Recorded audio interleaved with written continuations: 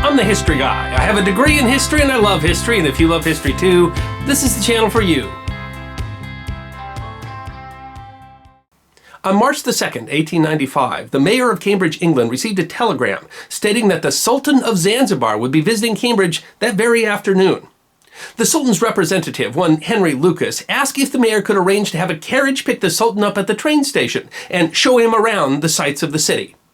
Well, despite the short notice, the mayor was determined to show the important potentate all of the honors that the city of Cambridge could offer.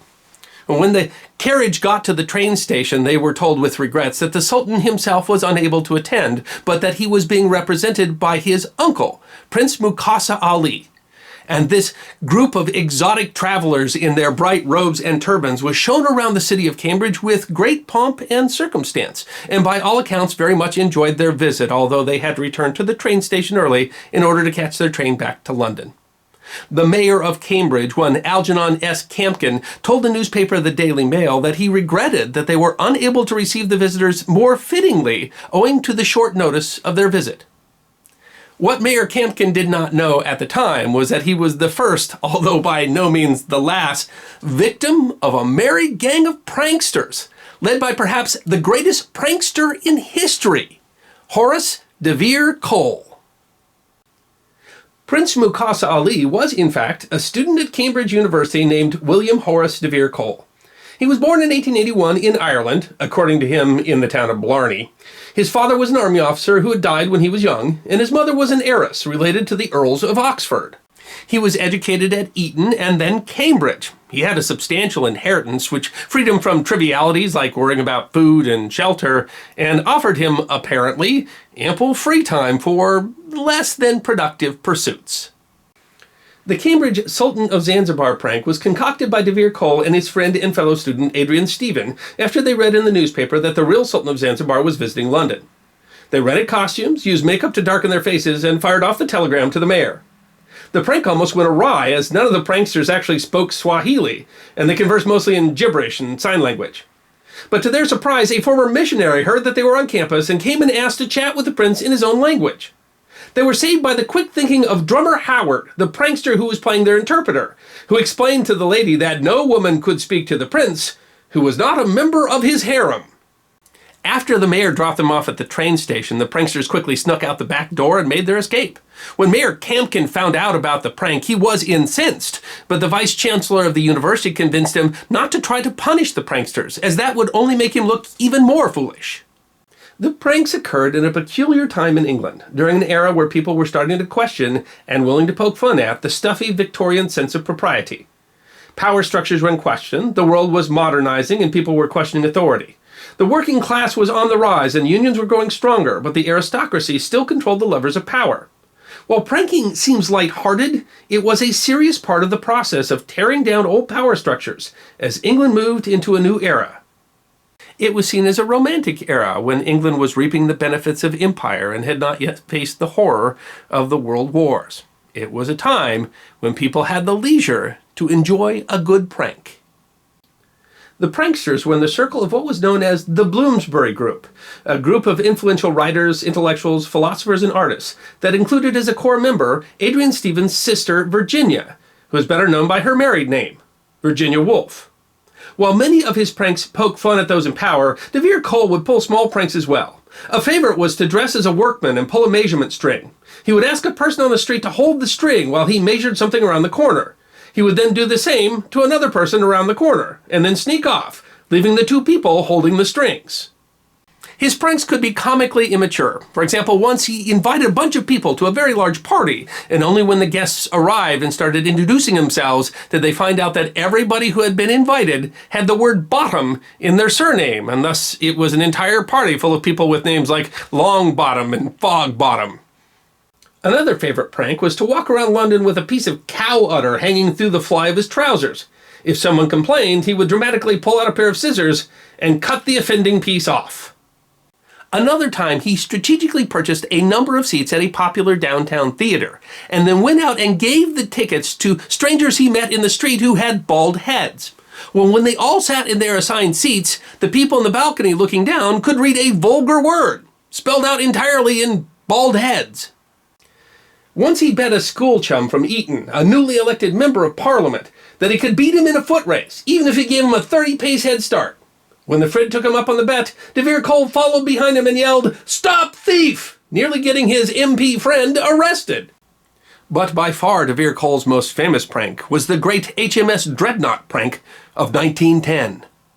De Vere Cole had a friend who served aboard the warship HMS Hawke, and the sailors of the Hawke had something of a rivalry going with the officers of the most powerful ship in the fleet, HMS Dreadnought. The friend asked de Vere Cole if he could pull a prank on the officers of HMS Dreadnought. Enlisting some friends, including Adrian Stephen and his sister Virginia, de Vere Cole pulled a more elaborate version of his Cambridge Sultan of Zanzibar prank. They secured disguises and makeup from Willie Clarkson, one of the most famous stage costumers in London at the time. De Vere Cole arranged to have a telegraph sent, purportedly from the Foreign Office, instructing the crew of the Dreadnought to prepare for a visit from several princes of Abyssinia, a British ally at the time. De Vere Cole himself dressed in British formal attire and introduced himself as Herbert Cholmondeley of the Foreign Office. The Navy welcomed them with an honor guard and gave them a tour with full military honors. The group chatted in gibberish, mostly a mix of Greek and Latin, while de Vere Cole, as Mr. Cholmondeley, told the officers that the princes were jolly savages, but that he did not understand most of what they said.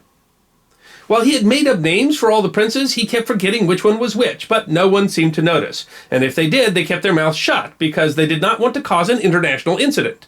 There was a tense moment when it started to rain, and de Vere Cole had to quickly usher them someplace where they wouldn't get wet for fear that their makeup might start running. They also had to decline an offer to eat lunch, explaining that the princes could not eat British food for religious reasons, when in fact the real fear was that if they tried to eat food, their fake beards might come off. The costumes had to be astoundingly effective, as Commander William Wordsworth Fisher on the Admiral's staff was Adrian and Virginia Stevens' first cousin. Commander Fisher never, apparently, noticed that this prince was actually his cousin, Virginia. They finally left under great pomp, again to the notes of the ship's band. When the story of the prank made the newspapers, the Navy was understandably upset. They demanded that de Vere Cole be arrested, but officials couldn't figure out any law that was broken. Later, when the actual King of Abyssinia visited England, he was told by the Navy that a visit to the fleet would be quite impossible.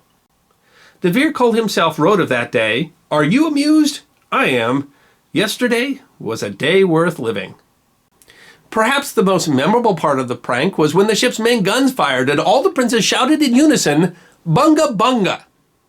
After the prank was revealed to the newspapers, Bunga Bunga essentially became the world's first viral meme. It was said the admiral could never go on shore without people yelling Bunga Bunga at him.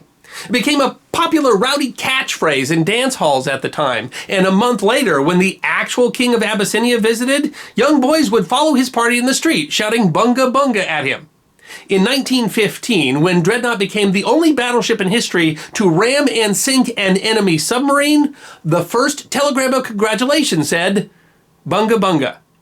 And the term has retained its meaning. In 2011, when Italian former Prime Minister Silvio Berlusconi was caught up in a sex scandal, the Italian press used the term Bunga Bunga to refer to, essentially, wild sex parties. De Vere Cole's friends in the Bloomsbury Group became leading voices in the era of modernization, including, of course, the famous novelist Virginia Woolf. They helped move England on from the pious and naive Victorian era and face the challenges of the new century, including the devastating world wars. De Vere Cole himself never gave up on his pranking. In 1919, while on his honeymoon, he snuck out at night and spread horse manure around Venice's Piazza San Marco. That confused residents in the morning, as there are no horses in Venice and you can only get there by boat.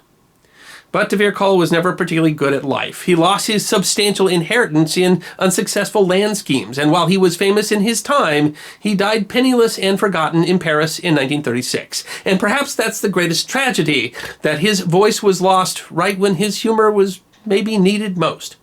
A year after his death, his sister's husband, Neville Chamberlain, became Prime Minister of England, and shortly thereafter the world fell into the Second World War of the still young century, and the era of the prankster was over.